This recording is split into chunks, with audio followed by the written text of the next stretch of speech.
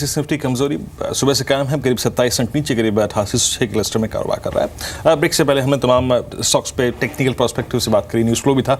एक टाटा स्टील को और यहाँ पर जोड़ लेते हैं। और टाटा स्टील अगर आप देखें पूरी मशक्कत कर रही है कहीं ना कहीं किसी तरीके से। अगर आप देखें यूके में जो पेंशन विवाद है उसको किसी तरीके से हल किया जाए, और इसके लिए यूके में उन्होंने ट्रेड यूनियन से जो बातचीत है उसका एक और दौर शुरू किया है, और 2 दिन इसके लिए रखे गए हैं ताकि इस गतिरोध को ख़त्म किया जा सके। और ये जो 1500 करोड़ पाउंड देने पर भी चर्चा जो है वो जारी है। तो कुल मिला के अगर आप देखें ये 2 दिन बड़े क्रिटिकल हैं इस पूरे पेंशन विवाद को सुलझाने के लिए। लेकिन थोड़ा सा प्राइस परफॉर्मेंस से बात कर लेते हैं टाटा स्टील की।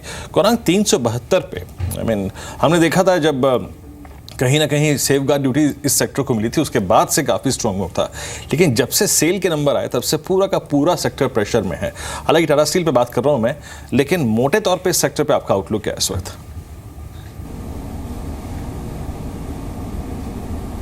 देखिए, पहले तो पूरे धातु क्षेत्र पर मात्र 2 पर कवरेज खरीदारी की है, वो भी निचले स्तर पर। और वहाँ पर वेदांता एक स्टॉक है जो मुझे याद आता है। बिकवाली की राय Tata steel, JSW steel, steel authority of India, Hindalco, ये सब स्टॉक्स पर है। और जहाँ तक रहा टाटा स्टील का सवाल, तो ब्रेक्सिट के बाद मुद्दा ये उठा था कि अगर टाटा स्टील अपने यूके को प्लांट को बेच देती हैं या फिर कुछ हद तक पार्शियल बेच देती हैं तो उसके कारण अनएम्प्लॉयमेंट की जो संख्या है वो काफ़ी ऊपर जा सकती है। और वहाँ के जो लेबर मिनिस्ट्री के मिनिस्टर हैं वो यहाँ पर आए थे, उन्होंने प्रेजेंटेशन मैनेजमेंट को दिया था और ये कवायद की थी कि यहाँ पर ये जो इनके इरादे हैं वो थोड़े समय तक पीछे ढकेल दिए जाए। और यूके के ऑपरेशन को लेकर के काफ़ी बड़ी मात्रा में बैलेंस शीट पर नकारात्मक परिस्थिति होती है क्योंकि लॉस कंट्रीब्यूट हो रहा है। मुझे नहीं लग रहा है कि आपको यहाँ पर ख़रीदारी की राय में नहीं दे सकता हूँ। हाँ, अगर आपके पास है और आपको मुनाफा बांधना है तो बांध लीजिए। और ये भी नहीं भूलना चाहिए कि 200 से 370 या 400 के करीब तो बड़ा रिकवरी हम ऑलरेडी देख चुके हैं टाटा स्टील या फिर स्टील अथॉरिटी ऑफ इंडिया या फिर JSW स्टील पर और हिंडाल्को पर। मुझे लग रहा है कि इंक्रीमेंटल अपसाइड अब काफी सीमित है यहाँ पर। जी, ब्रिगेड एंटरप्राइजेस पर खबर है, कंपनी ने 2 नई सब्सिडरी कंपनियों का गठन किया है हॉस्पिटैलिटी कारोबार में उतरने के लिए। और स्टॉक हमने देखा प्रीवियस सेशंस में इसने परफॉर्म किया भी है। इनफैक्ट मिस्टर सेठी, आपने चूंकि शुरुआत में कहा भी था कि इंटरेस्ट इंसेंटिव्स पर आप पॉजिटिव हैं। ब्रिगेड एंटरप्राइजेस पर आप एक कमेंट, और रियल्टी से ही कोई और स्टॉक जो कि आपको अच्छा लग रहा हो। देखिए, जहाँ तक ब्रिगेड इंटरप्राइजेस का सवाल है, इस स्टॉक को मैं बहुत क्लोजली ट्रैक नहीं करता हूँ तो इस पर तो मैं ओपिनियन नहीं दे पाऊंगा। But real estate as a sector मुझे अच्छा लगता है। जिस तरह का मोमेंटम जो हाई बीटा काउंटर्स है उनमें भी देखा जा रहा है, खास करके DLF, बिकॉज DLF में 2-3 पॉजिटिव न्यूज़ एक्सपेक्टेड है। एक तो वो जो अपने रेंटल एसेट्स को बेचने की बातें कर रहे हैं, हो सकता है वो बिल्कुल मटेरियलाइज हो सकती है और उसके ऊपर मुझे लगता है इस स्टॉक में एक अच्छा उछाल देखना चाहिए। और दूसरा भी जो परसों रियल एस्टेट इन्वेस्टमेंट ट्रस्ट को लेके जो एक सेबी की तरफ से नए जो नियम आए हैं तो उसका भी एक बेनिफिशियरी हो सकता है। तो फ्रंटलाइन काउंटर्स में DLF वुड बी माई बेट। और बाकी जो second rank counters from an investment point of view, जैसे अभी थोड़ी देर पहले गौरांग ने भी जिक्र किया था, ओबेरॉय रियल्टी है, गोदरेज प्रॉपर्टीज़ है, महिंद्रा लाइफ स्पेसेस, शोभा डेवलपर, इस तरह की जो कंपनी जहाँ पे बैलेंस शीट में ज़्यादा डेट नहीं है और एक क्वालिटी बैलेंस शीट है विद इन द स्पेस, तो उस तरह की कंपनियों पे इन्वेस्टमेंट के लिहाज से दाव लगाना चाहिए। चलिए, इस बीच में 2 स्टॉक्स और शामिल कर लेता हूँ। छोटे स्टॉक्स हैं और स्पेशली जो हमारे व्यूअर्स के अगर आप देखें रेंज में काफ़ी होते हैं। एक सिंटेक्स इंडस्ट्रीज और दूसरा है IFCI और इनफैक्ट सिंटेक्स दोनों ही वायदा कारोबार के हिस्सा भी हैं, लेकिन इस प्राइस में आई थिंक थोड़े अट्रैक्टिव लग रहे हैं। हालांकि IFCI पे नेगेटिव खबर है यहाँ पर, लेकिन फिर भी अगर चलिए IFCI को because of that negative news flow अगर मैं हटा भी दूँ जय, तो आप सिंटेक्स को कैसे अप्रोच करेंगे? शानदार क्लोजिंग, एक शानदार प्राइस परफॉर्मेंस के बाद बेस से बाहर निकलता हुआ ये स्टॉक, कैसे अप्रोच करेंगे आप इस स्टॉक को? Well, as far as Virendra Sintex की बात है तो काफ़ी समय मैंने आपके चैनल पे आपके साथ ही ये डिस्कस किया और ये भी रेकमेंड किया है कि हमारा outlook medium to long term के लिए काफ़ी पॉजिटिव है। बेस्ड ऑन द चार्ट्स मुझे ऐसा लग रहा है वीरेंद्र के ये स्टॉक की ऊपर जाने के चांसेस और प्रोबेबिलिटी काफ़ी ज़्यादा है और रिस्क और काफ़ी ज़्यादा है। Medium to long term basis अगर किसी पोजिशनली बाय करना है तो based on technicals I think काफ़ी एक अच्छा मूव देखने मिल सकता है। एक रेंज में काफ़ी समय से ट्रेड कर रहा था ये stock, on the lower side करीबन 75, ऑन द अपसाइड भी मुझे ऐसा लग रहा है कि 90 के आसपास पास इसका एक ऊपर की तरफ रेजिस्टेंस है। अगर वो 90 के लेवल्स निकलते हैं Virendra, then I think definitely एक ब्रेकआउट है ये स्टॉक में, और पोजीशंस ऐड करनी चाहिए लॉन्ग साइड पर। गोइंग फॉरवर्ड अगर 90 के लेवल्स जैसे ही निकलते हैं तो इमीडिएट बेसिस पर 110 115 तक के लेवल्स देखे जा सकते हैं, और वो नेक्स्ट रेजिस्टेंस जोन रहेगा। So I think about 90 for this stock काफ़ी एक अच्छी अपसाइड है। तो आई थिंक जो लॉन्ग है ऑलरेडी होल्ड कर सकते हैं। नीचे की तरफ एक स्टॉप लॉस रहेगा 79 का, और अगर फ्रेश पोजीशंस बनानी हो तो 90 के ऊपर और ऐड कर सकते हैं। अब ब्रोकर हाउसेस की जो नई रिपोर्ट्स आई हैं कुछ स्टॉक्स को लेकर, वो जान लेते हैं। अंचल से मौजूद है हमारे साथ, बताइए अंचल।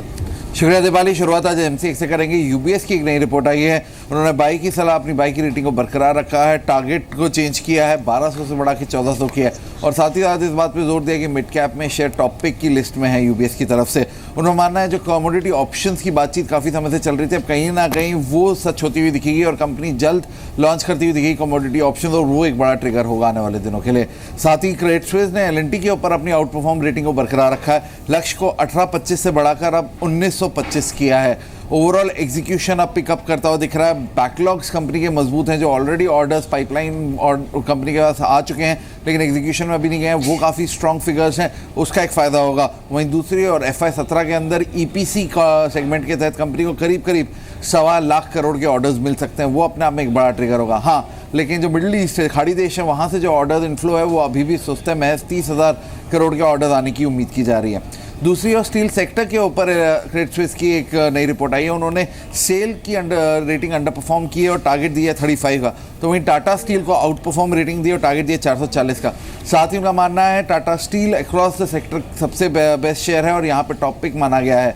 लेकिन एक चिंता ज़रूर रहेगी सेक्टर पे, वो रहेगी कोकिंग कोल के दाम। देखिए, पिछले महीने में कोकिंग कोल के दाम बढ़े हैं और वो कहीं ना कहीं सेक्टर के मार्जिन को डेंट करता हुआ दिखेगा, ऐसा क्रेडिट स्विस मानता है। इसके अलावा डॉक्टर रेड्डीज़ के ऊपर यूबीएस की एक रिपोर्ट आई है। उन्होंने short to medium term view के साथ ये रिपोर्ट जारी की है। न्यूट्रल रेटिंग को बरकरार रखा है, टारगेट दिया 3400 का। ओवरऑल यूएस कारोबार प्रेशर में है, लॉन्चेस होने हैं लेकिन FY18 तक ऐसा कोई मेजर लॉन्च की उम्मीद नहीं है।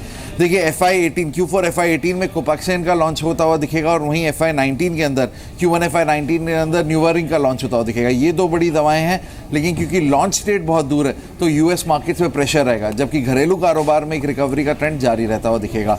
और लास्टली सिटी ने एक रिपोर्ट जारी की है बेल के ऊपर, भारत इलेक्ट्रॉनिक्स लिमिटेड। उन्होंने बाई की रेटिंग दी है, टारगेट बढ़ा के 1735 किया है। सबसे इंटरेस्टिंग एस्पेक्ट दीपाली इस रिपोर्ट का ये है, उनका मानना है अगले 10 सालों में जो अपॉर्चुनिटीज़, जो वर्केबल अपॉर्चुनिटीज़ कहा जाता है, वो कंपनी के लिए अगले 10 सालों में करीब 24,500 करोड़ डॉलर के ऑर्डर्स हैं, तो वो एक बड़ा ट्रिगर रहेगा। और डिफेंस स्पेस में सबसे बड़ा और सबसे टॉप पिक माना गया है, तो कहीं ना कहीं बेल एक स्टॉक है जिस पे इस समय सिटी काफ़ी बुलिश है। शुक्रिया अंचल आपका। तो ये कुछ हाउस व्यूज आपने सुने फ्रेश कवरेजेस के साथ, लेकिन ऑटो एंसिलरी स्टॉक्स पर थोड़ी सी बातचीत कर लेते हैं। दो स्टॉक्स पर आज खबरें भी हैं। सुप्रजीत इंजीनियरिंग शेयर होल्डर्स ने फिनिक्स लैम्प्स के साथ मर्जर को अप्रूवल दिया है, और दूसरा भारत गैस, जहां पर सर्किट लिमिट जो है वो 20% से रिड्यूस होकर 10% हुई है। गौरांग, ऑटो एंसिलरी स्टॉक्स लगातार चल रहे हैं। इन मौजूदा स्टॉक्स के साथ साथ, जिनका दो का मैंने भी जिक्र किया, इनके साथ टायर स्टॉक्स को भी हम ऐड कर लेते हैं। हाल ही की तेजी के बावजूद भी नई खरीद के लिहाज से कौन से शेयर्स आपको अच्छे लग रहे हैं ऑटो एंसिलरी से?